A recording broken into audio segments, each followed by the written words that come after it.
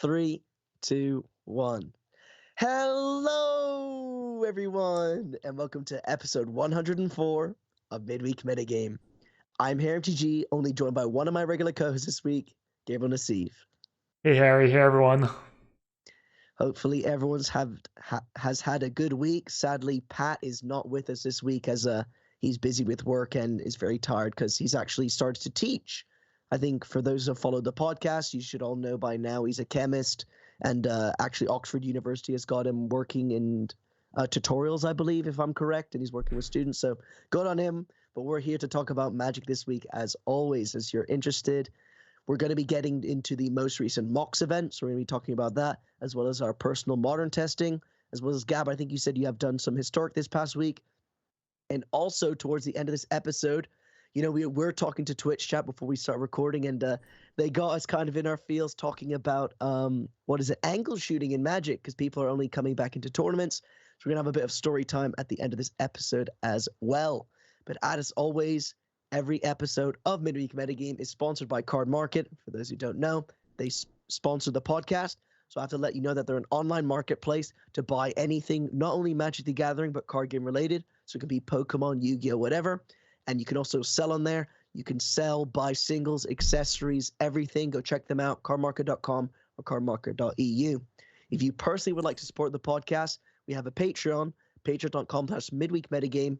There's no pressure to do so, but if you go there, support us, then you can also join the Patreon Discord, get in the conversation, ask us questions, everything.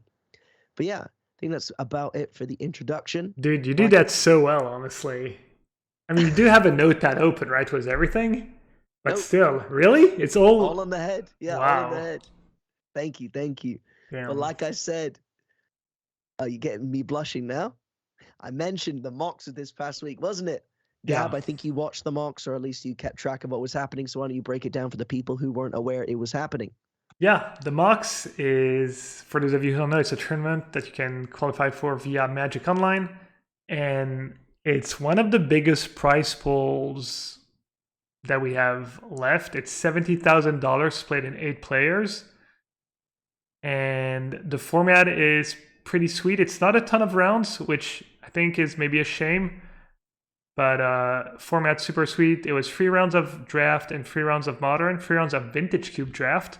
And the way it works is there's these rounds and then there's just one finals. And this finals is between the person who 3-0'd the draft and the person who 3-0'd modern. And if the same person 3-0's both, they just straight up win, no finals. I don't think that's happened yet. So we got a proper final this time, and it was between Marcela Almeida, Linda Mazzini, I think, on Magic Online against Nico Boni, who's an old school Magic player, whereas Marcela started playing more recently, I think, only maybe 3 or 4 years ago. And yeah, she 3-0'd the draft. The vintage cube draft was super solid Grixis deck, everything you would want. I think she had expressive iteration, good removal, good discard, good creature, really good mana. She had 6 or 7 dual lands. And Nico Boni 3-0'd the modern portion was Hammer Time Slashing Black. I was rooting for my friend Logan, a friend, teammate, testing partner, Logan Nettles, the Magic Online legend, Jabberwocky on Magic Online. And he did okay in both, but not quite good enough. I think he won the first round both times. He was playing his vintage cube draft was a little rough. He was a featured drafter, and they did a cool thing where you see his draft and you also see at the same time on the same screen the drafter to his right and the drafter to his left. So that's something they've been doing for the MOCS coverage, and I think the viewers appreciate it. In modern, he decided to just play 4-color Omnath, kind of the canister deck. I think it was 80 cards Yorion, and he made kind of a heartbreaking mistake I think it was in round 2 against Nico Boni in the third game, where he basically played Ren and 6, not realizing he didn't have a fetch line in his yard because they were like, turn 6, 7, 8, I don't remember exactly, but you just assume you have something in your yard, right? So you play Ren and 6 and then you look at the graveyard and you're like, whoops. Yeah, I get you. And I think that cost him maybe the game and the match. So that was a little rough. I was streaming the Modern Challenge and I was watching at the same time, in between rounds. It was fun. And yeah, in the finals, it was Modern and Nico Boni won was Hammer time against Marcella's Team of Rhino deck. It was kind of close. I think it was 2-1, but I think the games were somewhat one-sided. The third game I think was pretty one-sided in favor of Nico. But yeah, it was a fun event, and in some ways for the viewers, it's cool that it's not like a million rounds. It was just one day event, boom, done on the Saturday. So that was cool. Yeah, definitely. I'm disappointed that I didn't get to catch it. I've just been so busy with school and haven't really been keeping an eye on Twitch in general. So I'm glad. I'm surprised by that structure, to be honest. It seems really quick because to me, when you say MOCS, I'm thinking 24 people, they fly out, they play so many rounds. It's almost like a mini Worlds, but for Magic Online. Yeah. So is this like a permanent change? Are they just doing these like 6-round events now? I can't remember if they changed it because of COVID or if it was already like that. I think it might be because of COVID. I actually qualified for the MOCS a few years ago. It's one of the best events. It's so fun. As you said, they fly you out to Seattle, 24 player on Magic Online. You get to play in Wizards Headquarters. You do a little tour. There's, lunch and dinner with everyone every day. They just cater, order some food. There's catering and stuff. So I really enjoyed my experience. They make you, make sure you have a good time. And yeah, they've been doing that. Instead, it's like, instead of having one big MOCS with 24 players, I think maybe there's one MOCS every 3 months or so. And yes, $70,000, $20,000 for first. The MOCS prize pool was also no joke. I think it was maybe 40K for first. And Wow. yeah, no, and despite the fact like it felt like every other tournament, kind of the prize pools got lower. The MOCS are actually still fairly high stakes, but it is really hard to qualify. I think there's still some open qualifiers you can kind of just one shot it, win the right tournament, but there's also leaderboard and whatnot. Or I lose track. I think there's slots for leaderboard, slots for like these one shot open qualifiers, and then maybe these tournaments where you top 8 one, which qualifies you for a 32 player tournament, and if you win that tournament, then you qualify. There's a ways to qualify. So yeah. Wow. Okay, that's what I'm thinking now is if you're saying there's so much money going into the MOCS, I wonder, do you think they're making profit on qualifiers and Magic Online that lead up to the MOCS, or do you think they're running at a loss? No, I'm guessing they're making profits, right? These Magic Online events are not great EV for the players. And when I say a lot of money, I mean, sure, 20K is a lot, 70K for only 8 players is a lot, but when you think about the grind behind it, it's not like, oh, you can plan on it. It's 8 players out of the hundreds of players who compete on Magic Online. So, a lot of money might be, it's all relative, obviously. Yeah, I get you. Okay. Was there any sort of interesting thing that happened in the MOCS, or was it just kind of a standard online event, nothing too special? No, nothing too crazy besides a cool format. I don't think there was a ton of. I think the most original list in Modern was an elemental version, was the Awakener, the 1/2 haste, the Thunderkin Awakener, and even that is not like a brand new deck, but not something you see every day. So no, but it was cool. The coverage it was good. It was Sedipi, Carmen, and Nifet. I'm gonna butcher her name, but 3 people that are really good. The coverage was really good too. So just a sweet event. Okay, cool. Do we know when the next one is? Because I'll definitely try and catch it. No, I'm not sure. Sorry. Okay, that's okay. Well, I guess we should just move on to Modern then. Yeah. Okay, well, I played a bit of Modern this week, and I played a little bit. I played one league on Card Market's Twitch channel, but had to play some blue-white control. I've been loving the deck and the format, and honestly, I sorry, I know that the modern meta game on MTG Goldfish isn't the greatest reflection of the the meta in general, but I keep seeing blue-white control up there. I think it's pretty good. I 4-1 the league as well. I know that isn't the best kind of portrayal of how good it is in the format, but I really like the deck. And I copied your list. I went on MTG Goldfish and I copied your list, but I don't know where I found it. But have you played? Oh, there, you came 27th in the Modern Challenge. Oh, maybe it was last week. Yeah, So I it copied your was last week list. it was it was a challenge. I played both challenges. I played Living In on Saturday. I went 5-3. It was fine. I lost to Murktide twice, I think, into Reanimator. Beat up on some other decent matchups, had some good draws in the other matches. And I decided to mix it up. I played Blue White Control on Sunday and didn't go super well, but the deck did feel good. I think we both played the version people have been playing, the heavy on the Solitudes, the Memory Deluge, the Chalice in the main, kind of the stock version. And I think the deck is good. It still suffers from you're playing kind of a normal deck. You have 25 lands. You have to keep 5 landers. You have to keep 2 landers. You're not these like super well-oiled machine, 18 lands with bubbles and cantrips, or the living in deck. All these like super low. I mean, when you look at all the best decks in Modern, they're just all super low land count, and you basically can't draw poorly. Whereas blue-white can be really good, but you're playing kind of a quote unquote normal deck. Yeah, I think.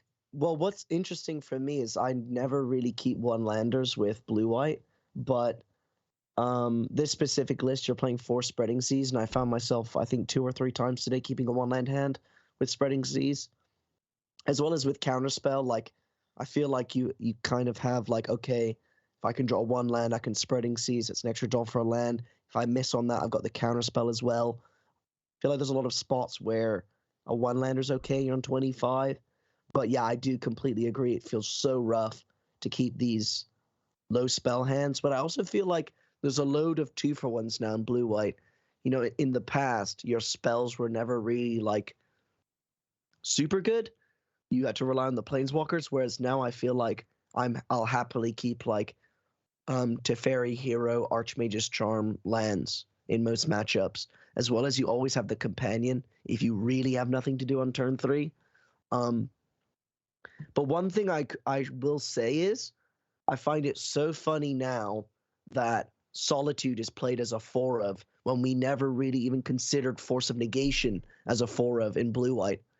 And we are kind of, the white pitch card was basically the worst pitch card out of all of the Modern Horizons 1 cards, yet the white one in Modern Horizons 2 is the best one. So I thought that was pretty insane. And honestly, Solitude for me has been like more than just the best card in the deck. It's like Swords to Plowshares. I can tap out and not be afraid. It's a 5-mana threat. Like, it's better than just like a naked Snapcaster Mage because it has lifelink. Everything about it, I'm loving it. As well as against decks like with Dress Down. I play against lots of like Death Shadow decks with Dress Down. If they just cantrip, you can pitch just to play it if you have like dead cards in hand and stuff. I've really liked Solitude. And I personally love 4. Is that something that you also agree with? Yeah, I agree. I played 4 in the challenge. Then I was trying to make room for Fire and Ice in the league I played a few days ago. I trimmed on Solitude. League went well, but I did feel like Solitude was just so good. So I played another league since, and I went back up straight up to 4 Solitude. I think it's kind of a no-brainer. Pretty much every deck has creatures in it. Even the control decks, that card's just so everything about it is so good, so obscene. Honestly, it's definitely the card that makes the deck. And I don't know who was a really, because people ever since it was printed, it was people were playing 1 or playing 2, and I can't remember who was really the first person to start playing 4 Solitude. But yeah, I feel like it's a no-brainer now. Yeah, defo. Another card that I kind of I think many people who watch my Twitch stream will say that I've definitely kind of bashed his Hall of Storm Giants, the most recent manland that costs 6 to activate, 7/7 with Ward 3. Is this a card that you personally like in the deck? Because I'm starting to open up to it more. I can't lie.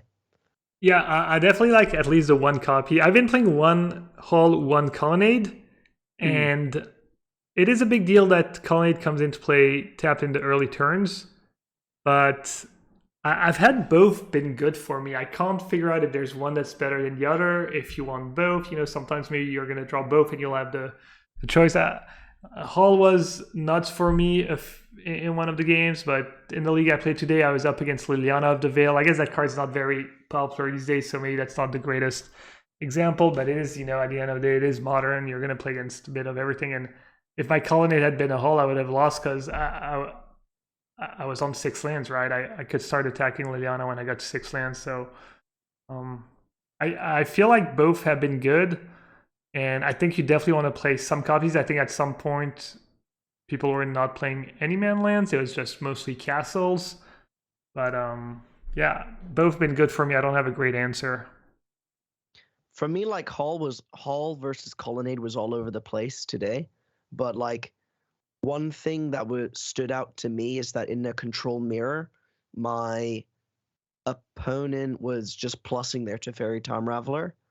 And then I just killed it in one hit with the Hall. I think they just forgot there was a Hall on the table because I like played my lands up to 6 mana, 6 extra mana, and then I just attacked it for 7.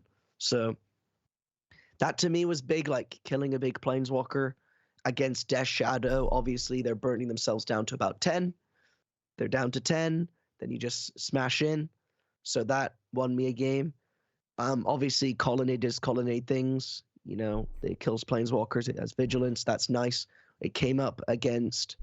it came up that I couldn't hold up double Counterspell because Hall taps itself when it attacks. It only has Ward 3. It doesn't have Vigilance. Yeah. So that's relevant. But, they have their... I feel like right now, where these two cards are at, it's similar to when Castle Ventress and Castle Ardenvale were things. What are you meant to play? So it'll level out. But I feel, honestly, I'm leaning more towards Hall of the Storm Giants because already Memory Deluge has shown itself to be good because you can flash it back a lot. And that's a lot of mana. And if you're finding yourself time in the format to flash back Memory Deluge, you can probably find time to attack. Like, you can find time to pay for the 7/7. Yeah. What else? I think something... I believe someone on Twitter mentioned it, or maybe even I mentioned it. There was someone like talking about blue-white, and I asked, how many Chalice of the Voids you meant to play? Because the list you played as 3, I thought 3 was pretty good. It didn't feel dead in many matchups today, or at all. I mean, Chalice on 1 is pretty good against most decks. So, do you have kind of a... Have you made any changes to this list? I guess I should really say, because you're talking about this being a stock list. And people were coming in my Twitch chat today saying like, oh, you shouldn't be playing like a Jace. You should be playing 3 or 4 Memory Deluge. 3 Chalices too few. Like, what are the numbers looking like for you right now with kind of the main functioning cards of the list? Yeah, I guess we could maybe just go down the entire main deck anyways and talk real quick about the numbers. I haven't played a ton of matches, and it's so hard to get the numbers exactly right, but so in the list I played in the challenge, I had 1 Jace Divine Sculptures, 2 5-mana Teferi, and 4 Teferi Time Raveler as far as Planeswalker go. A lot of people think that Jace Divine Sculpture is just worse than more Memory Deluge, and it is possible. It is also kind of matchup dependent, I think. Jace with Solitude against people who are not very good at pressuring Jace is a sick combo, and you have Chalice of the Void. A lot of people will bring up Jace just died too easily to Unholy Heat and whatnot, but Teferi can die to Unholy Heat too, and you have Chalice to protect it. So this one's kind of up in the air. I think 2 Teferi Hero of Dominaria is good. I think 4 Teferi Time Raveler is maybe not like the super sacred cut. people have made it out to be in the past few weeks. You see every list just has 4 Teferi Time Raveler now, and I do think the card is really good. But I've been trying to fit these copies of Fire Eyes that have been good for me. So something's got to go. Then you have 4 Solitudes. I think we agree that cards like obscene. You got 4 Prismatic Hand. I think that's pretty mandatory. Guard's super flexible. I actually just copied the list from Pete Ingram that he played in the SCG Envy, and he was playing the breeding pool, and that breeding pool was good for me. I don't know if it came up for you in your league that you got to end anything for 4. You did? Yes. So actually, my opponent played an Urborg and then hard cast to Batterskull, so I prismatic ending for 5 on the Batterskull. That was the only time it came up. We were actually talking about that. Someone brought it up that should you play Breeding Pool or Watergrave? And they actually brought up the argument of like, are you gonna play against Urborg more or the green one, the Yavimaya more? It's kind of sick that it actually came up. Ending's good. Verdict. I play free copies. Some people feel like maybe you don't need all 3 copies, but every deck's a creature deck. I think that card's super good in the format, especially game 1. I think against a deck like Is It Murktide, it gets much worse after sideboard because they have Blood Moon and Jace to punish you. But I think it's a good game 1 card for sure. Just flexible, powerful. You can even seal this with a force in the sideboard. Then instant, 4 charms, 4 counter spells, 2 memory deluge. No cryptic command. I don't know. What do you think about no cryptic command in these lists?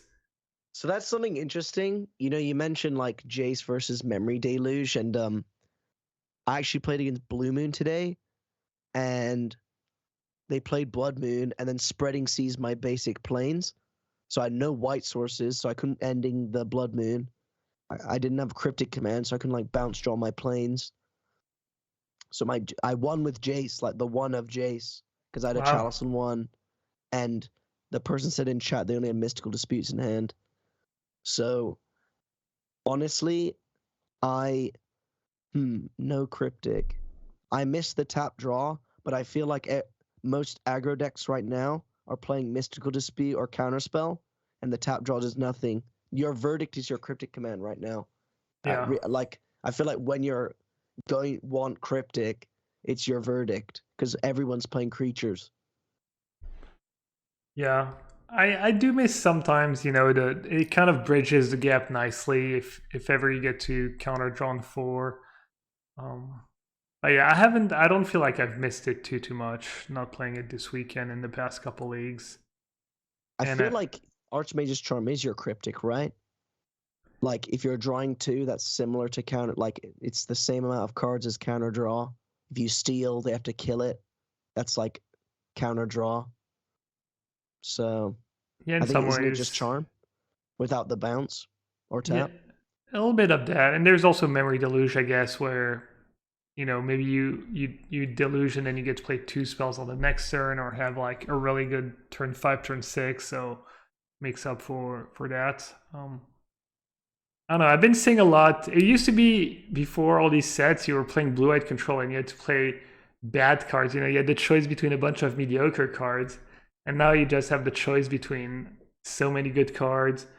One card that's notably missing from Pete's list / my list and the list you played is Shark Typhoon too. It's just, I guess there's no room for it, and I don't think it's as good as it was before because of charm. You can just steal the token in the matchup where it used to be the most important against other control decks. It's really not that good anymore. Not only do you have everyone playing 4 charms, but people don't even play Path to Exile anymore. So they're just going to kill your shark with either Teferi minus or Prismatic ending, and it doesn't feel good anymore. It used to be that, okay, you shark, they have to path it, so you like drew a card and they give you a land. It's pretty big advantage. And now it's kind of like whatever, Yeah, I also think like I don't know, I didn't have them in my deck today and I didn't miss them. Yeah. That's one thing. Like people are like, oh, why no shark? Why no shark? Yeah. Well, I've copied the list and I didn't even realize there was no shark. Yeah. So I was like, oh, that's probably why then. You've got Memory Deluge too, that kind of, the 7 mana flashback is basically you win the game, if ever you get to end of turn a deluge and you're not absolutely dead on board, it's just gonna win you the game. So you have the Force Solitudes too. Before playing Force Solitudes, you kind of also needed chart because you didn't have a ton of win conditions. But now you have Force Solitudes, you have the Hall of Storm Giant, which is, I guess, somewhat hard to deal with, and you also play Chalice, so usually against most decks when the game goes super long, your Chalice just nets you so much card advantage that you don't really need proper win condition anymore. Yeah. Many people, my Twitch chat, they were like, Snapcaster Mage in the sideboard? What? Yeah. Is this something you're still going with?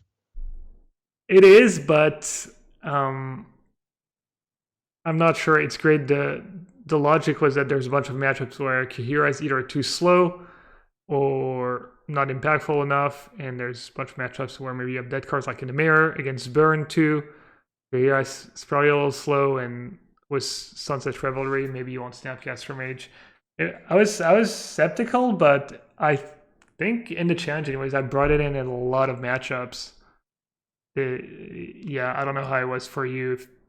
It's weird too. Like it used to be that you wish you had 30 cards in your sideboard in blue white, but right now it doesn't seem like you need all these. You're kind of okay with 15. Yeah, I think I did sideboard them in a lot. I played against a lot of Drown in the Lock decks though today. Yeah. I think I played against 2 Drown in the Lock decks. Oh, I don't remember all the matchups because they were quite niche. I didn't really play against any like meta decks, but any blue deck I basically brought it in. Yeah, because Snap Archmage's Charm is just too good. Yeah. But I completely get what you mean by like not what is it? Not needing a massive sideboard. I'm finding it hard to take out cards because there's so many 4-ofs, there's so many good 2-for-1s. Like, yeah, I'm just lost in most sideboard matchups. Yeah, it kind of ties back to the other point of you just have good cards now. You have Prismatic Ending, super versatile. You got Teferi. You have all these main deck cards that are so strong and versatile. Teferi Time Raveler, Prismatic Ending, Archmage Charm. They do it all. They deal with any kind of permanent, so you don't need all these like weird answers in the sideboard. I mean, obviously, it'd be nice to have 4 Ether Gust if you get paired against Ammo Titan, or it'd be nice to have 3 or 4 Sunset Traveler if you get paired against Burn, but you don't even need it that much anymore. Like, Burn specifically, I don't even feel like it's that bad of a matchup, even without any specific hate cards, so yeah. Yeah, overall decent. Yeah. I do like that people are playing Sunset Revelry instead of Time Reinforcements. I think the mana matters. I didn't get to cast it once today. Have you managed to cast it yet? No, I got paired against Burn once. I never joined though, but I did win the match. I guess a card we didn't talk a ton about is, you were talking about it earlier, like the numbers of Chalice you should be playing in the main deck. At 3 in the challenge, same. I made room for some Fire Ice, so I'm down to 2. I feel like 3 should be too many, but I also feel like they win me a lot of games, and I win more when I have more Chalices in my deck, I guess, even though it seems counterintuitive to me that you would want so many Chalice of the Void when really you're just playing it on 1, maybe sometimes on 0. Yeah, I actually did cast on 2 a lot today in the control mirror because I realized that if my opponent was saying, oh, I have Counterspell, if I put Chalice on 2, it's just 4 mana, you have to counter it. But yeah, I do like 3. I don't think you need 4, honestly, right now, because I feel like there's a lot as well on the draw. It's really awkward to play it on 1, especially if I Counterspell in hand. Yeah, but you do like 3 better than 2? Yeah, I think 3 was a good number because I felt like when I drew the extra copy, it was a bit more flexible in like if because there's a lot of Colligan's commands going around, so Yeah. you don't mind drawing an extra one in a aggro matchup, and I felt like Chalice on 2 was pretty good every time I cast it. Yeah. And then there's the last card is Spreading Seas. I played 4 copies on the challenge, and once again, that's one of the cards I trimmed to fit some Fire Ice in the main, and I moved the Force one to the sideboard. But yeah, that card is really good as well.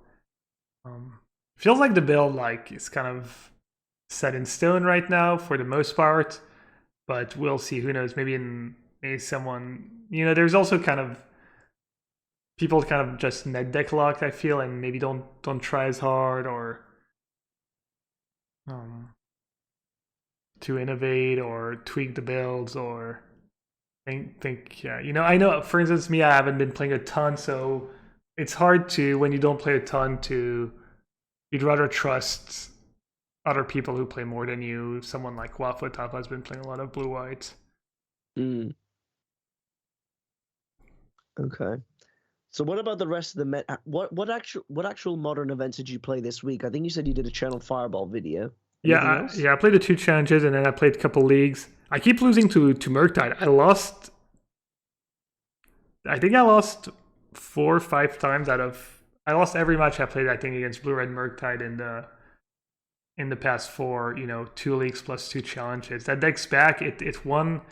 It won a challenge. Doom Switch won the challenge. Was a pretty cool list. Well, pretty cool. You can tell there's a lot of thought that's gone into it. I think it's him. I think maybe one of our patrons slash sub slash viewers listeners at Penseur MTG. He had been doing well. Was the deck as well. I think they were playing the same list. They had one Brazier and Borrow, 1 explosives in the main, and 3 counterspell, 1 force of negation, 2 spell pierce, only 3 lightning bolt, only 1 charm. The little tweaks. They have the 4 consider and no more. I guess the kind of quote unquote big change is no more thought scour. So Harry, it sounds like you were. I remember that's something that came up a lot. People were asking, "Are you going to still be playing thought scour, or is consider going to be enough, etc." And like thought scour is just gone, and I think it makes sense. I think the card selection is huge. Makes me think a bit of whenever I was trying to play peak over opt in my control decks. It sounded so good that you get to see their hand, you can plan ahead, when to tap out, not to tap out, and then every time you cast peak, it just feels so bad to not have that. Like you draw you peak against a control deck and you just draw that Wrath of God, and it just feels awful. So yeah, I like it, and I wonder if maybe that's little consistency, little extra consistency that maybe made the deck gain a couple percentage points here and there. Is everyone else right? Nah, they're wrong. I'm right. Thought scour. Nah, I'm joking. Yeah, I mean, if Doom Switch is backing it, I'm obviously backing it. I'm not a brewer. I'm a player, so I just net deck. Yeah, and one thing you love to see is they're up to 2 Jays in the sideboard, 2 Jays, 2 Blood Moon. These cards are really good against blue white. I'm sure in a ton of other matchups. 2 Dress Down too. That card, I tried it and it was pretty good, but I felt like it was kind of a luxury. I guess not. I guess that card just kind of owns. You keep seeing it show up over and over again. So yeah, congrats to Doom Switch. Won the Modern Challenge. Seems like there was a bit of everything in the Modern Challenge top 8s. Nothing super new. On Sunday was Hammer Time that won, but straight mono white. We were kind of hyping up the version, the Black Splash last week, and Nico Boni won the MOCS, even though it was technically just 4 matches, but he won the MOCS. Was the Black Splash and Hammer Time. This was a version all different though. No Lurus, and Sword of Fire and Ice, 2 Paradise Mantle and Nettle Cyst, and 4 Steel Shaper's Gifts. So I guess that's kind of something a little different. I'm kind of shocked. I feel like Loris just so obscene. Arguably the best card they've printed, and maybe Loris iteration, maybe Yorion, and yeah, getting it done was no Loris. Yeah, congrats. I definitely think that I've been seeing way less hammer time in leagues. I haven't played against it once. I mean, I know I'm not playing much Magic right now. Like, how many leagues of Modern have you played this week? What's kind of your interpretation of the league meta right now? I don't know. The league meta is always so random. I played a league today. I played against. It was funny. It didn't make me feel too good about blue white because I basically beat the free non-meta deck. I beat Etron, I beat black green, and I beat something else that's a little off the beaten path. And then I lost to Murktide and I lost to Amulet Titan. So sure, I went 3-2, and all my wins were 2-0s, and my losses were somewhat close, but never feels great when you beat kind of the tier 1.5, tier 2 decks, and you just lose. Oh yeah, I played against a tokens deck, just white black tokens. Was the card you were talking about earlier, the pitch Modern Horizon 1 Anthem. You actually said it was the worst one in the cycle, but I think there's the black one and the red one that are basically unplayable. So the white one's the only black one was played. The red one. Red one's like tokens. The black one was not played. The like sweeper. If I don't even remember what it does. If destroy all creatures that enter the battlefield this turn. Yeah. Oh. I remember it was played once. I don't remember why. Yeah. But yeah, it's kind of interesting that Hammer Time list. Maybe they decided you're not gonna win the grindy games anymore. The way the meta is shipped, it kind of makes sense, right? Because a lot of the decks are just so grindy and so just have so much card advantage that your Lurrus isn't even a big deal anymore. So they're like, all right, I'm just gonna go all in on having as many nut draws as possible, and maybe they figured cards like Sword of Fire and Ice and Nettle Cyst was well positioned. I'm not sure. It's just kind of theory crafting right now as to why that list did well, why no Lurrus. I'm honestly not sure. Yeah. And one last deck, personally, I wanted to talk about. I took a look at the prelim results, and you've got House of Mana MTG. I believe House of Mana MTG, who was one of the MOCS, players, and you saw them back on. Logan got right Saturday. Was the MOCS. He was really disappointed, and he just got right back into the mix on Sunday. He actually top 4 the Modern Challenge was the same deck he played, the Yorion Omnath pile. And I think House of Mana MTG was another player who had a rough MOCS. I believe he was maybe 2-0 in both formats, and both times lost the third round. So he kind of had 2 win and ends in some ways in the tournament, and lost both times in Vintage Cube and Modern.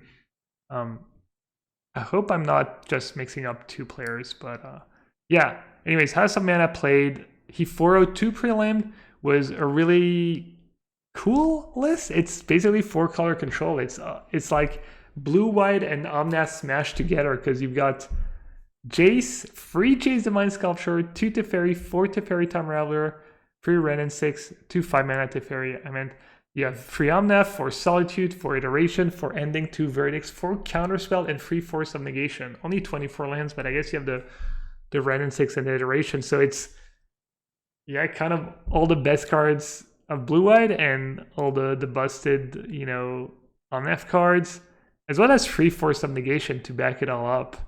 So yeah, I definitely want to try that list out, see if it's kind of a fluke or if the deck is anything special. Only cheap 1,500 tickets on Magic Online. Oh yeah, that's I guess it's not a Yorion deck. That's how you make it go over the top. You make these decks Yorion decks, make the deck the most expensive possible deck. That's disgusting. So yeah, that list looks cool to me. Yeah, definitely. I think honestly, Omnath is one of the scariest creatures in the format right now. To play against. I mean, obviously, I'm biased and I'm a control player, but I also feel like there's not many ways to really kill it, right? Prismatic ending is hard to. I guess. Oh, Solitude. Okay. Yeah. Yeah, and I wonder if we talked about it last weekend, and I wonder if people are going to start playing Cavern of Souls again in their creature decks in like Omnath, etc. Because we were actually talking about how Blue-Red Murktide was really good, but then stuff like Cavern of Souls was pretty rough, and I don't even remember what else we mentioned, but I wonder if that's what happened. Maybe these Dispute just being in a really good spot right now, and Murktide taking a little advantage. Maybe also just I guess that consider giving extra consistency. Maybe people figure out the right sideboard cards. I was kind of surprised at Blood Moon at first, especially because I thought Alpine Moon was really nice in some matchups, but I guess you just needle something extra against blue-white control. Even though the card can backfire sometimes, but it also straight up wins you the game a lot of times. Because blue-white's at an all-time low counts of basics. I think most players play 4 islands and 1 plains. So yeah, that's rough. Yeah, Blood Moon was definitely rough for me today, like I said, because I just spreading seized my planes, and then I only had the Jace. Yeah, you only have 1 plane, so you can't even really get lucky. Yeah, it's rough. All right, we want to talk a bit about historic. You want to talk about historic? Yeah. All right, I'll make it quick. There was an MIQ this weekend qualifier for Arena Championship. I believe it qualified for the one that's happening in December. That's also going to be historic. And I honestly did not see a ton of brag tweets about people qualifying. I know one of my subs, Felix AJ, he qualified was John Citadel. He hadn't played a ton. He decided he didn't want to act too much with his opponents, so he decided to just play the company version of the Citadel deck, was Innkeeper, and he lost 3 games in 14 matches. So that was a super impressive run. I've been playing the deck a bit since, and it is really powerful in matchups like, there's been that green-black food deck with lures that's been popular, and that's a cool matchup because they can't really kill you very fast, and Citadel just wins you the game. They don't have a ton of counterplay to the Citadel. They can have Thoughtseize or maybe a couple of removal spells after sideboard, but that card's good in the matchup. The Evzen Auras matchup feels a little bit the same way. If you can live to Citadel, you can slow them down, live to Citadel. That deck's been kind of good for me. There's Evzen Auras that that new Enchantress really good, whether it's in the straight up Enchantress decks, in Evzen Auras. I played a deck that's maybe a little weaker but fun to play. It's the 4-color Enigmatic Incarnation deck, and that card's just really, really good in that deck, the 1/2 Enchantress. So any deck that can play that card kind of got a nice boost, and I was pretty impressed with Evzen Auras in general. I think it's a pretty solid deck. A deck I have not played is Phoenix, but I do lose a decent bit against Phoenix. Phoenix probably one of the best decks in the format. You had a streamer, I think it's Dafore, Dafore. I think he streams in English, but maybe he's Italian. He qualified with Mono Green, just Mono Green Company, Stompy, and that's one deck. I think I'm actually going to play it after the podcast. I want to try it out, see how it feels, but somewhat of a not standard because you have Company and Minor Elf, but he was playing Old Growth Troll and the new Human Werewolf, the 2-drop that can draw you cards. What else? Oh, there's turns too. People have been playing Is It Turns. I saw just before we started recording, Seth tweeted about a deck he's been playing on his stream. Blue-red turns, very similar to standard. Honestly, there's not a ton of. You get Archmage Charm and Anger of the Gods, but a lot of the cards are the cards you play in standard. Unexpected Windfall, the Iterations, the Epiphanies. even had like Jari's Disruption and some Spike Field Hazards. I guess you get Unholy Heat, and he claimed that the deck's busted. So these are like green and Is It Turns. These are the two decks I want to try next. What else? The mono red deck, there was MJ was streaming his run. He was 4-0 into 4-1 into 5-1, and then he lost the last two on day two. So that was probably a little disappointed for him, but that was fun too. I was watching it on Sunday, rooting for him. And yeah, I guess a deck I said I want to try but didn't try is Zan Zayed's extra turn decks. It has Chance for Glory, some Stifled, I think Gideon, and I think he was doing really well with it for a while on the ladder. I think he kind of fell off a bit. I'm not sure if he's still super high about it, but yeah. No, there's a lot going on in Historic. I think Historic's really cool format right now. On the ladder, there's still a decent bit of Niv. Maybe Niv is another deck that could use a little tuning. I think I would try and build it with not as many gold cards, but play Fatal Push and Thoughtseize. I think it's really rough right now for Niv if you're not playing Fatal Push. Oh, and I forgot what could arguably be the best deck in the format, actually. You've got Mono White Humans or Mono White Splash Green for Company. That deck's super impressive. Sentinel into Thalia when they're on the play is just dumb, almost no matter what you're playing. And it is weak to John strategies, I think John Sack, but that deck's strong. And unfortunately, Control I think kind of sucks right now in Historic. Maybe I'll go, try to make Control good, but it's rough. The threats are just so good. Esper Sentinel, Thalia, Phoenix, it's all like in Modern in some ways, yeah. Harry's like, Yeah. No, I actually totally agree. I've been playing a ton of Phoenix this past week. I've been struggling against Mono Green. As well as I've been seeing Mono Black is making a comeback, as well as Rakdos has been a bit in there as well. No, I'm just talking out my ass. But yeah, honestly, it's I like the format, and it's a format I have to practice for. There's maybe a few cool cards out of Crimson Vow. There's one card that could maybe go in the white green humans deck is it's a 1/1 for green and 2, and it comes into play with 2+1/+1 counters for each other human non-token you have. So if you go human 1-drop, human 2-drop into that, it's a 5/5 with ward 2. And if you hit it of a company, if you have a couple of humans, cast a company, couple more, play another one, and you get as it have to be in play, but it can be like 7/7, 9/9 with ward 2. So I don't think there's going to be a ton out of Crimson Vow for anything but standard, but that might be one of the cards. Yeah, because I think there's only one day left of spoilers, but I think we'll probably look into the spoilers a bit more next week when Pat is back and we had time to kind of take a better look and think about it.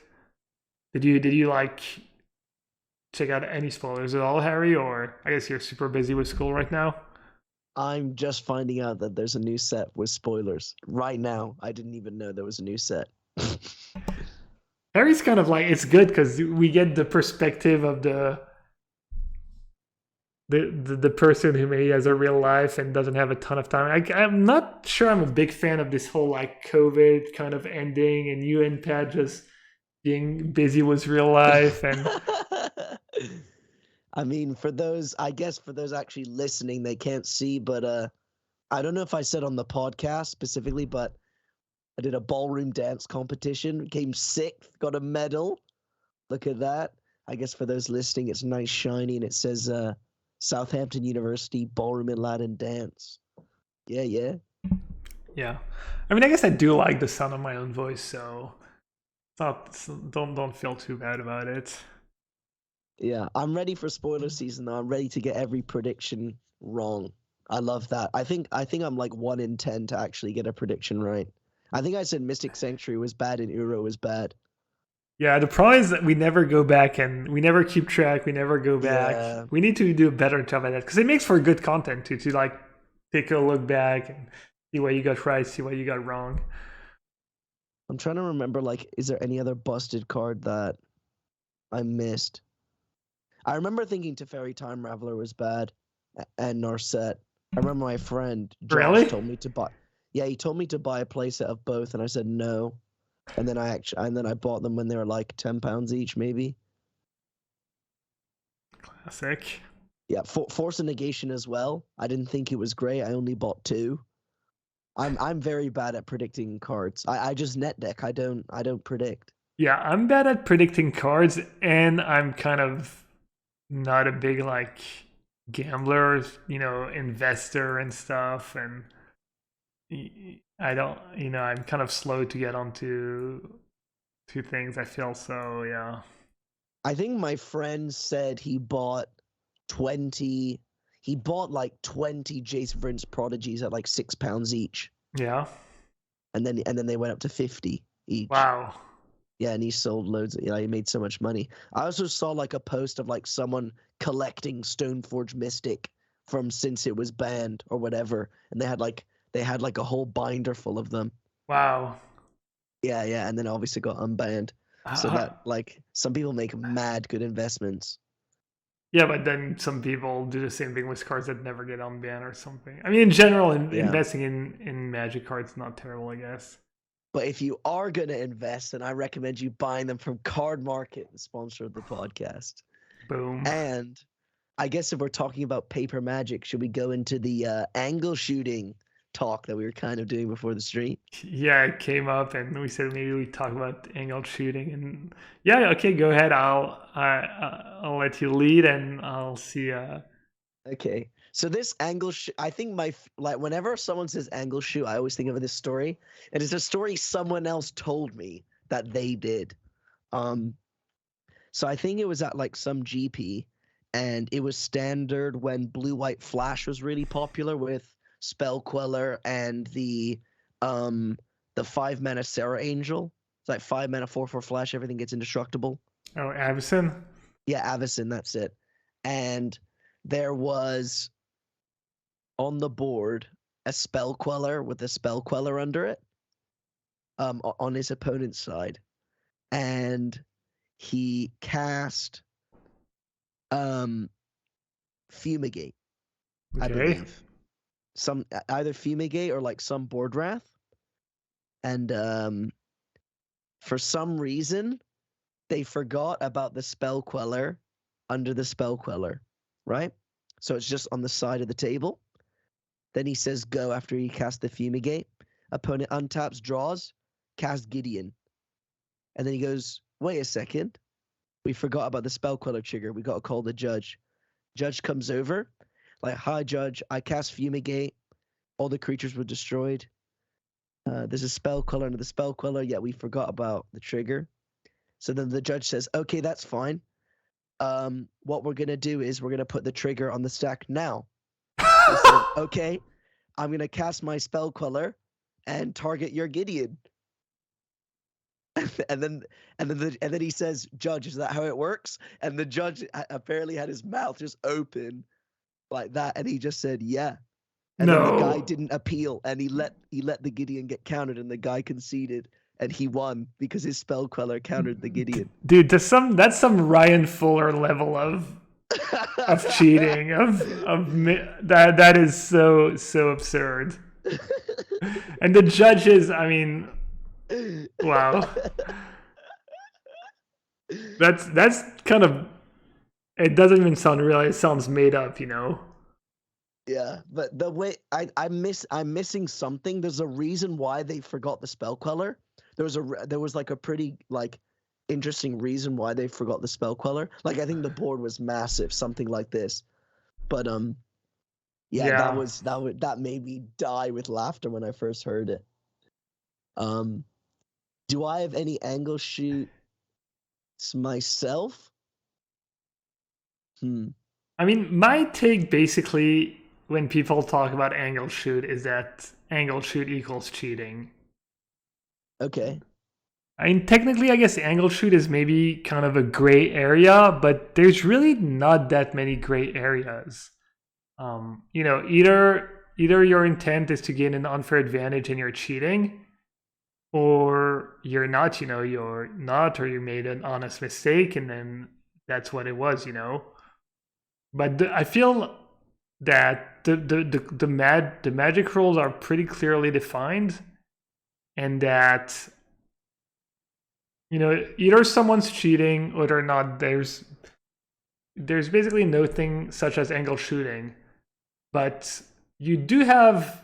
I mean, you still have to prove that you know for there to be cheating, there needs to be intent, and that's what's hard for the judges, right?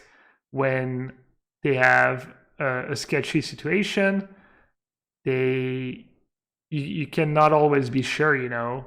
So I mean, I guess that's why there's different level of penalty. You know, there's like game loss or warning, game loss, match loss, and then I think DQ is for pretty much when they're pretty sure that person's cheating and there's very little doubt about it. Okay, so I've got a question for you then. What do you think of the Esper Charm target me angle shoot? Do you know it? So Yeah, Esper Charm is like the only target is discard. So if you say yeah. Esper Charm target me, you have to discard too. Would you call the judge and make them discard too? No, I think that's I think that might have been valid the way the game was played like 20 years ago or 25 years ago. But the way they judge now is they're basically not gonna let you screw yourself over like that. So I think if you call the judge, it's more likely to give you a warning for unsportsmanlike conduct for trying to get them like that than um, the other way around, and your opponent's actually gonna have to discard two of their own cards, unless I mean I guess unless they've done it for some reason in other games because I don't know they're playing Reanimator and they're trying to target themselves. So that's like, but I mean in general, you know, I think that's just it depends on the way you rule. Like 25 years ago, I guess that would have been fine, you know, to call a judge and get them to discard because it was kind of chess rules, I want to say, you know, just like really by the, you know, by what the card says. I don't know, however you want to call it. But now the spirit of the game, I guess, has changed. And, you know, even at Pro Tours, I have a couple stories where I was not happy with the ruling. But after cooling down a bit and, you know, I understood that's just the way it goes. You know, it's actually like twice in the same tournament and almost back-to-back rounds. It was Pro Tour, the Team Pro Tour, and I was in the Modern Seed playing Blue-White Control. And one of them was they were playing humans, and they go attack step, and I go, okay. And then they stood there for like 30 seconds thinking. And I'm like, what's going on? You know, so I wait. And then after thinking, they just like cast a spell. And I'm like, okay. And then they tried to attack. And so, you know, we call a judge. And I'm like, judge, they said attack step. I said, yeah. And then they tanked and then they cast a creature. So clearly it means we went to attack, decided not to attack. And then in second main, they cast a spell. And then the way they ruled it was like, no, we're going to give a warning to your opponent for illegal. Basically, the way they ruled it is it makes no sense that they would do that. And they were trying to cast a creature in their combat step, which is illegal. So they rewinded to attack step, gave them a warning for trying to cast a creature during attack step, and they were able to attack me. And I argued, you know, now they know that I don't have cryptic command. This is unfair. They got unfair advantage, and it wasn't enough to sway the ruling. And there's another spot pretty similar where I think my opponent played Faithless Looting, discarded 2 cards, and then, oh yeah, I remember. So they cast Looting, discarded 2 cards, and then picked back one of the cards and discarded something else. And I was like, judge, like, They can't do that. And I was kind of clever, but it wasn't enough. Because basically they said, no, you can take it back because nothing has happened. And I argued that I could have surgical extraction in my hand because that was a pretty common sideboard card at the time for blue-white control. So I was like, well, technically now they know I probably don't have surgical, because basically the judge's argument is like, no, nothing has changed, no information was gained, so they can take it back and discard something else. And I argued, I thought it was clever, but it wasn't enough, that they actually did gain information. I could have surgical extraction, and now they know I probably don't have surgical extraction. So, because I think there was like a trigger, or there was a timing that I could have cast extraction basically, and but now they knew I didn't have it. So, but it was pretty frustrating because I felt like my opens were just getting away with taking back mistakes, but I think it also makes sense. So I guess that maybe gives you an idea of how judges rule at, should rule and rule at high levels and stuff. I think I don't know if I angle shot this person, but I guess I can get your opinion on it. And it was live as well. Card Market Paris. And I was playing the blue-white mirror. Mm-hmm. And I had 4 lands and my opponent had 6, and I was bad mana screwed. And I had like 2 Snapcaster Mages. My hand was so bad. I had 2 snaps and my graveyard was no opt. It was like, I think my graveyard Mystical Dispute and Force of Negation. And I was like, okay, the way I'm going to win this game is by beating them down with just naked snaps, because they're just going land, go, land, go, land. Like and I'm going to start having to discard. So I'm like, on your end step, Snapcaster Mage. And the person's like, let me see your graveyard. I'm like, yeah. He looks at it and he's like, you only have Force of Negation and Mystical Dispute? And I was like, yeah. He's like, you don't have an opt in your graveyard, right? I'm like, no, you use your eyes. Yeah. So then he's like, okay, that's on the stack. And he's like, I'm so confused. He literally tells me that. And then he's like, okay, my own Snapcaster Mage. And I'm like, crap, how has he had the read? You know what I mean? Because he's only got Cryptic Command in his graveyard and Force of Negation. So he's like, Snapcaster Mage. I'm like, okay. And he has a thick graveyard. And he like pulls his graveyard back. And then he goes, I'm going to target Force of Negation. I'm like, what the heck? I'm thinking to myself, what? I mean, Yeah. like, okay. So I'm like, okay, that resolves. And then he goes, can I cast this Force of Negation in your turn? And we're on his end step. And I'm like, no, that's not how Snapcaster Mage works. Yeah. So then he goes, oh, okay, I'll target Cryptic Command then. I'm like, what? No, you cannot. I was literally like, what? No. And he was like, no. And I was like, okay, let's call the judge. But it was feature match. So there's actually a judge listening to everything. So I'm like, judge, he just targeted Force of Negation. I said, okay. And then he said, can I cast this in your turn? And then I said, no. So he's asked me to change to Cryptic. And then, like you said, like you have to say information's gained. He asked me a question. I answered it. So he changed his play. And then the judge is like, yeah, you're right. You're not allowed to change the target. And then the guy goes to the judge. He goes, but judge, he's confused me by playing Snapcaster Mage with no spells in his graveyard. So then I'm just like, what is happening? What is happening, bro? This guy, and he said it a few times as well to the judge. He was like, but judge, it makes no sense. Snapcaster Mage is a value spell, and he's playing as a creature. Yes, dude, you have the weirdest stories. I guess you don't get a ton of these stories by playing in. I mean, not to brag, but in playing in Pro Tours and stuff, because people actually know the rules.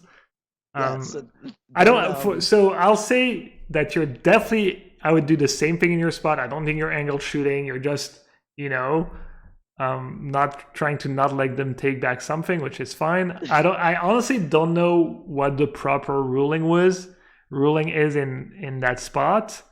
I'm guessing. I honestly don't know. I feel like they should not be able to change targets, but in any case, I don't think you were angled shooting. I think it's, you made your case and it's the judge to decide. What else happened? So then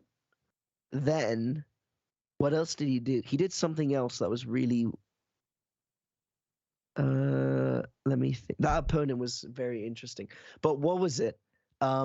I guess to finish that story, I did win that game by beating down with naked Snapcaster mages. It was sick. And then he had Supreme Verdict, but I had Spell Queller to win the game. But it was a lot of fun. I'm trying to think. I've actually been angle shot, and I told the judge we're being angle shot, and he said, "Oh, sorry, there's nothing I can do." So it was a team trios event, literally the week after, I believe, Gitaxian Probe got banned in Legacy, and everyone was like, "Oh no, Delver's dead," something like this. I was in Standard. I won. This was when Goblin Chain Whirler Black Red was like so dominant. Modern Storm lost, and it's Legacy as like the final one, and it's our opponent is playing mono white Death and Taxes, and we're playing Sultai mid range, and we're winning. They've got like one card in hand. They've got like 10 billion lands, and none of them are value lands. And we have a Lily Veil in hand, and there's a Rest in Peace on board for the Death and Taxes player, because obviously we were playing like Grim Flare and Tarmogoyf. Okay. So we draw a Liliana of the Last Hope, the one that gives -2/-1. Mm-hmm. And our opponent just played a Mother of Runes, so it has Summoning Sickness. Yeah. So easy play. You play the Liliana, you kill the Mother of Runes, right? Play Lily. My teammate's like, Lily plus target Mother of Runes. It goes into exile. Go. He untaps, draws, plays an Aether Vial, says go. We untap, draw. And then my other teammate is like, oh, you must have bumped your Planeswalker dice. It's on 1 or whatever. Yeah. And then our opponent goes, you've paid the cost for -2. That means my Mother of Runes is alive. We're like, what are you talking about? He's like, Judge. And he was like, Judge, my opponent said +1 on your Mother of Runes, but they paid the cost of -2. So they should now -2 it. And we're like, well, mate, you've like, look at how many turns have gone by. You untapped, drawn, played an Aether Vial. Yeah. We +1. We clearly said it. Why would we -2? There's a Rest in Peace in play. The -2 is mill 2, return a creature. Yeah. So we say that to the judge, and the judge is like, yeah, I'm sorry. Yeah, we're gonna have to rewind, and you're gonna -2 it. Dude, where do you find these judges? I'm Dude, like, what? We're all there, like, what? So the thing is, you're literally a magnet to like nutload judges. He rewinds. He makes us -2. Yeah, he makes us -2. And he attacks the Lily. He like kills the Lily with the Mother Runes. He attacks it, and I think we top deck Fatal Push, so something like that. So like that. Oh my gosh! I was like, Judge, what the fuck is that ruling? He like made us put cards back, mill shit. Like it was so dumb. He's like, I'm gonna put a random card back from your hand. We're gonna mill it. This is so outrageous. By your opponent and how bad the judge is, it makes absolutely no sense. I mean, your opponent's just trying to get away, trying to pull a fast one, just cheating, lying to a judge, or making stuff up. It's just paying the cost. I was like, bro, clearly someone bumped it. Like, nah, that's definitely one of the best things about playing on the Pro Tour is that the judges are all so good. You can trust them. They don't have like weird ego trips that you see in like.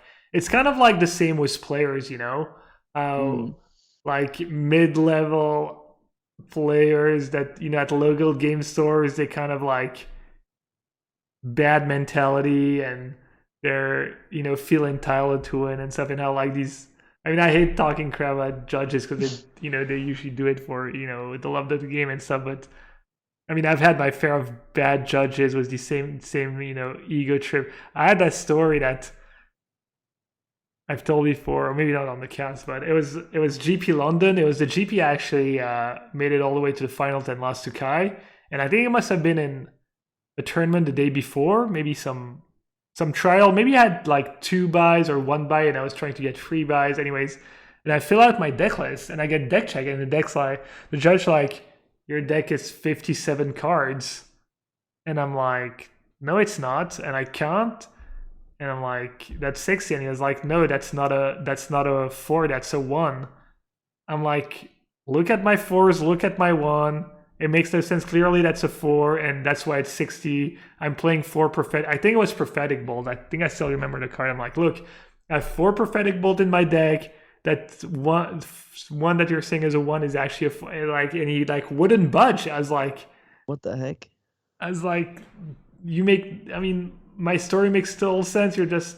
I was so upset. I don't even remember what happened after, but I mean, probably got a game loss or something, and so yeah, and the pro tour, the judges are like, yeah, they're all top notch. So that's nice. Since I basically haven't really played many high level events that are not pro tours, I haven't had to deal with that kind of stuff, which is nice. I'm trying to think if I have any more, because these to me are like normal stories. That's so absurd that you. Oh, this is one I've heard. This is one I heard that someone witnessed. So I'm probably telling it poorly, but it was my friend was spectating a control mirror at a GP day one, and the one of the control players says, player 1 says, on your end step, I'll flash in a spell queller. And then he untaps his lands. Player 1 untaps his lands. Yeah. And then player 2 is like, Judge, wait, can we rewind that? I might have a response. So then the judge picks up player 2's hand and goes, oh, no, it's okay. You have no responses to make. And puts his hand back down on the table. In a control mirror. So then player 1 just goes, okay, Jace. Bro, I swear. Player 1 just goes, and Jace. Yeah. Bro, I swear. I've actually I don't know if I've witnessed these kind of stories, but I've heard other stories like that where a judge looks at the hand of a player and makes like you should yeah. Yeah. Dude, I'm trying to think if I have any more. There was another one where at a PTQ on a Sunday of a GP, my friend said he was spectating an E-tron mirror, and player 1 had a Chalice of the Void on 1 in play, and player 2 went Expedition Map, sack it, and picks up his deck. And then he's like, wait, bro, I have a Chalice. And then the judge said, but he's already resolving it. So they let him fetch a land. God. They let him fetch a land. I swear. Oh my god. Man, it is still the Wild Wild West out there. I thought that was like over. Yeah. I want to. I mean, you guys did vote for the Brexit after all. You might not be the smartest bunch on the other side of the sea. Oh my! I must have at least one more good one in the. Harry deciding to ignore my comment. What was the comment? No, nothing. Let's move on. Okay, I'm digging deep. Angle shoots. Like deep in the trenches. It's fine. We don't have to go through every weird cheat story. No, I'm enjoying it because I can't. I know you're really into it. You're like, I'm farming all the Keck W's in the chat right now. Nah, I'm out of good ones. I mean, I can tell you my favorite cheat story ever. Go on then. Cheat. Okay, let's go into cheating. Well, some people might call it an angle shoot, but it's clearly cheating. It's a pre-release, I believe, and I think it's limited. So players present deck, and they're like, do you want to go who's first? You usually like roll a dice, flip a coin, whatever. And the one guy's like, you just want to do it old school, like lowest casting cost on the bottom goes first. I don't know if you ever did that on. That's how I started playing Magic. We would just go lowest card on the bottom goes first. If you ever did that to decide who goes first. I've heard that people used to say like that was the ante. Like that was what you'd play for. So you'd like always show the bottom card. Oh, maybe that's where it comes from. Card. Anyways, so they do that, and my friend's walking. I don't know how he caught it. It was kind of fortunate, I guess. But he saw them do that. He was judging, and then 2 turns later, he walks by, or maybe he was watching me. Maybe he was playing against his friend or something, and the guy just cast Tunnel Vision on turn 6. Do you know what Tunnel Vision does? No. It's a blue and 5 sorcery. You name a card, you target a player, name a card, and they reveal the cards of their deck until that card. So you just named the card that the dude showed him from the bottom of his deck when he decided to go first, and just mailed the guy. And the other guy was like, he was like kind of, oh, good beats, like he was like not gonna say anything, and my friend who was judging and was watching is like just DQ'd the guy like instantly. That was kind of genius. Oh my gosh. Why wouldn't you shuffle after saying let's look at the bottom card? Because you can't shuffle this after you picked up your opening 7, and I know it's just it's a pre-release, it's casual. Oh damn. I've had someone. I mean, I only have stories of people thinking I'm angle shooting and them getting mad at me when they've just broken the rules and I've called the judge. Like, I have those stories, but I think I've actually told them on the podcast before. Yeah, there's never really been like true. I've never seen like true cheating, apart from like one time when I was quite young. Yeah. I already told it. I won't tell it too deep, but the guy basically like tricked me into not resolving a removal spell, and then said to the judge, "Can you miss resolving a spell?" And the judge was like, "No, DQ you." Nice. Yeah. But I think that's kind of us, I guess, burnout on stories. But I hope that was a good section on the podcast. I think we should need to do more of these, like story times, because I'm sure Pat has so many of these as well. Like, yeah, but it feels like, I mean, my memory's not very good, so it's gonna be the same stories every like 4 podcasts I'm gonna. Yeah, I don't mean every. But yeah, time, people do love cheat stories. I mean, who doesn't love a good like cheating story? Yeah. Okay, defo. Damn. Well, I guess this. It does make the game look kind of bad, and I think disproportionately. Then people are gonna be like, cheating is rampant, and it's like all there is, and you can't win.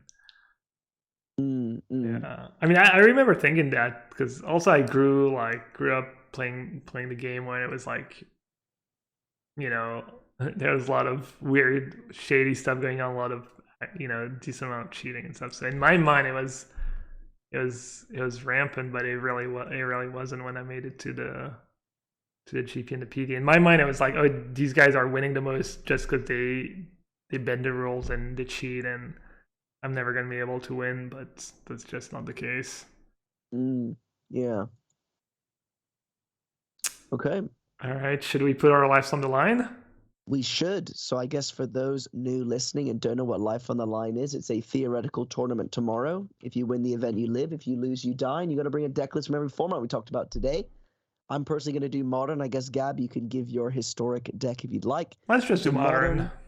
Just Modern. Okay.